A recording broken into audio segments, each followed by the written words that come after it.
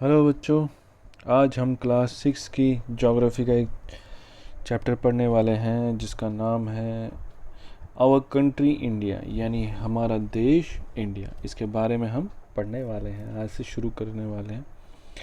ठीक है, तो शुरू करते हैं। इसमें क्या पढ़ने वाले हैं हम, what will we learn in this video. हम इस वीडियो में क्या पढ़ने वाले हैं, मतलब इस पूरे चैप्टर में। ठीक है, physiographic divisions of India, mountains, plateaus and plains. यानी फिजियोग्राफिक हो गया, एक तरीके से उसके करेक्टरिस्टिक्स, उसके मतलब यहाँ खासियत एक हिसाब से, उसके मतलब उसकी शक्ल कैसी है, वो दिखने में कैसे, वहाँ पे क्या क्या चीज़ें हैं, ये सब करेक्टरिस्टिक्स उसकी जो है, ये सब इंडिया के बारे में पढ़ेंगे। जिसमें हम माउंटेन्स के बारे में पढ़ेंगे। माउंटेन्स हो गए पहाड़।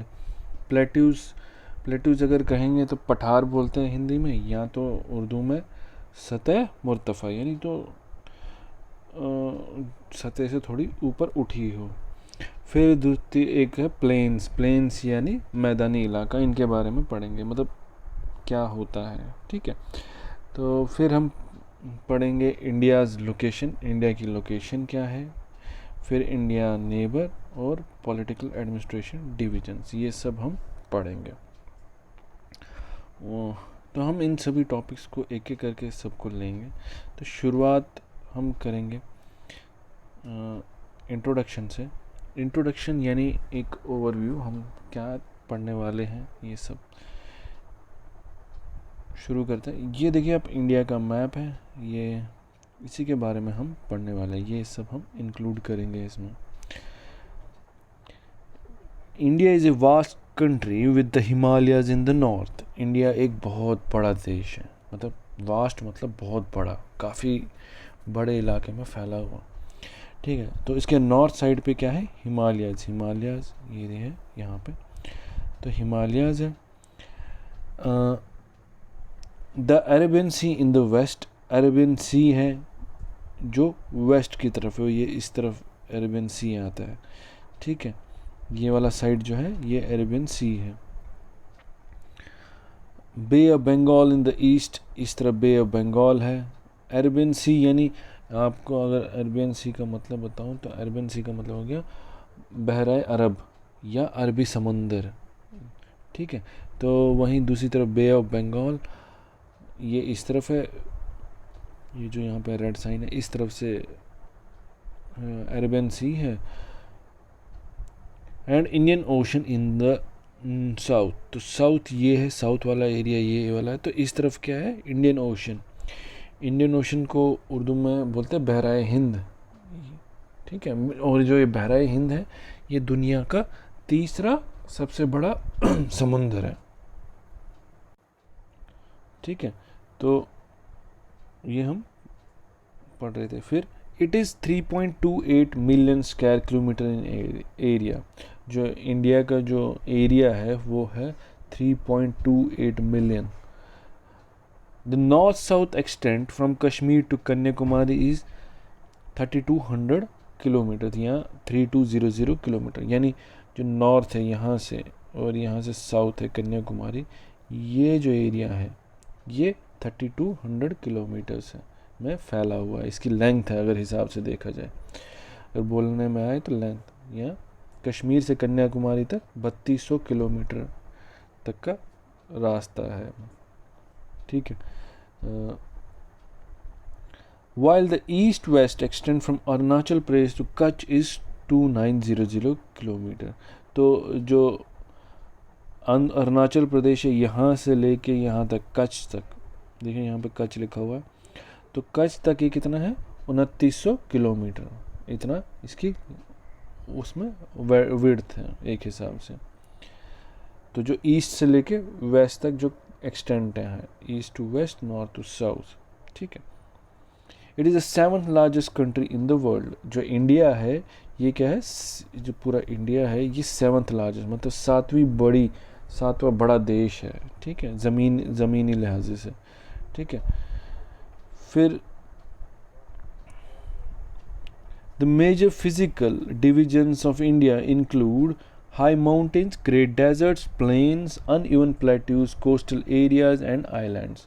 तो जो सबसे बड़ा जो इनमें खासियत है जो इंडिया की वो क्या है, यहाँ पे बड़े बड़े पहाड़ हैं, माउंटेन्स हैं, बड़े बड़े ये रेगिस्तान है, मैदानी इलाके हैं, या सतही मुर्तफ़ा अलग अलग है, कहीं पे ऊंचे हैं कहीं पे छोटे हैं. फिर कोस्टल एरियाज़ हो गया जो साहिल है, साहिल ये उसके आगे पीछे जो एरिया है. एंड आइलैंड्स हो गए जजीरा, जहाँ जो इसके साथ आइलैंड जुड़े हुए हैं, जैसे आपको पता ही है. ठीक है, तो हम उन सबको पढ़ेंगे अभी. With the population of it 135 crores, India is second most populous country in the world. ये तो आपको पता ही होगी, इंडिया दुनिया का सबसे पॉपुलेटेड कंट्री, सबसे जहाँ पे आबादी वाला देश है, जिसकी करीब करीब 135 करोड़ लोग रहते हैं यहाँ पे है. ठीक है, और पहले नंबर पे कौन है? चाइना नंबर 1 पर है और इंडिया नंबर 2 पर है पॉपुलेशन में. Although India is land of many languages and cultures. हालांकि जो इंडिया है उसमें कई तरह की लैंग्वेजेस, कई तरह की ज़ुबानें हैं और कई तरह के कल्चर्स हैं. ठीक है, तो क्या है? That is 22 official and more than 19500 mother tongues are spoken in India. तो जो यहाँ पे क्या है, 22 ऑफिशियल लैंग्वेज, जो पूरे कंट्री में जो 22 ऑफिशियल लैंग्वेजेस हैं. ठीक है, सरकारी जिसको बोलते हैं, जो आपके नोट के ऊपर भी लिखी होती हैं. ठीक है, और 19,500 से ज़्यादा लोकल लैंग्वेजेस जो लोग आपस में बोलते हैं, या जैसे गोजरी हो गई, ठीक है, कश्मीरी हो गई जो लोकल लैंग्वेज है, डोगरी हो गई. तो ये सब अलग अलग लैंग्वेज हैं.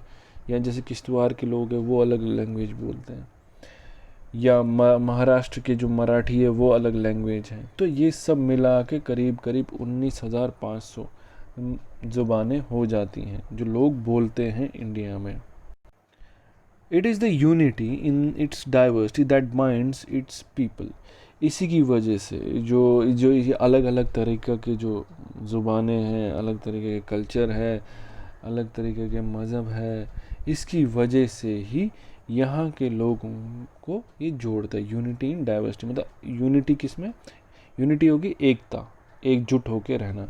तो इन्हीं सभी चीज़ों की वजह से, इन्हीं सभी की वजह से यहाँ पे लोग एक साथ जुड़े हुए हैं आपस में.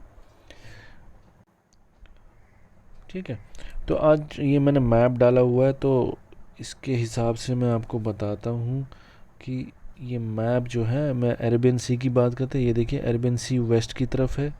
ठीक है, फिर ये बे ऑफ बंगाल इस तरफ से है, ये हो गया आपका ईस्ट एरिया हो गया. वहीं साउथ की तरफ यहाँ पे इंडियन ओशन है, यानी बहराए हिंद, बहराए अरब और बे ऑफ बंगाल, बंगाल की तरफ, बंगाल की खाड़ी जिसको बोलते हैं. ठीक है, तो ये सब आता है. फिर ये हिमालयाज़ है, ये देखिए मैप में आपको मैं दिखाता हूँ. ये हिमालय है यहाँ पर, ये पूरी चेन है. फिर इनमें अलग अलग प्लेट्यूज़ है. ये देखिए डेक्कन प्लेट्यू, जिसको सतह मुर्तफ़ा बोलते हैं. ठीक है, ये अलग है, ये भी इंडिया में है. फिर डेज़र्ट है यहाँ पे, देखो ग्रेट इंडियन डेज़र्ट, जिसको थार डेज़र्ट बोलते हैं. ये मैं जूम कर रहा हूँ, great Indian desert, Thar desert, जो राजस्थान में आता है. ठीक है, ऐसे ही अलग अलग फीचर्स या करेक्टरिस्टिक्स है इंडिया का. तो आज के लिए इंट्रोडक्शन में इतना ही. बाकी हम कल पढ़ेंगे, अगले वीडियो में पढ़ेंगे उसके आगे डिटेल्स में. ठीक है, उम्मीद करता हूँ आपको यहाँ तक अच्छे से समझ आया होगा. थैंक यू बच्चों.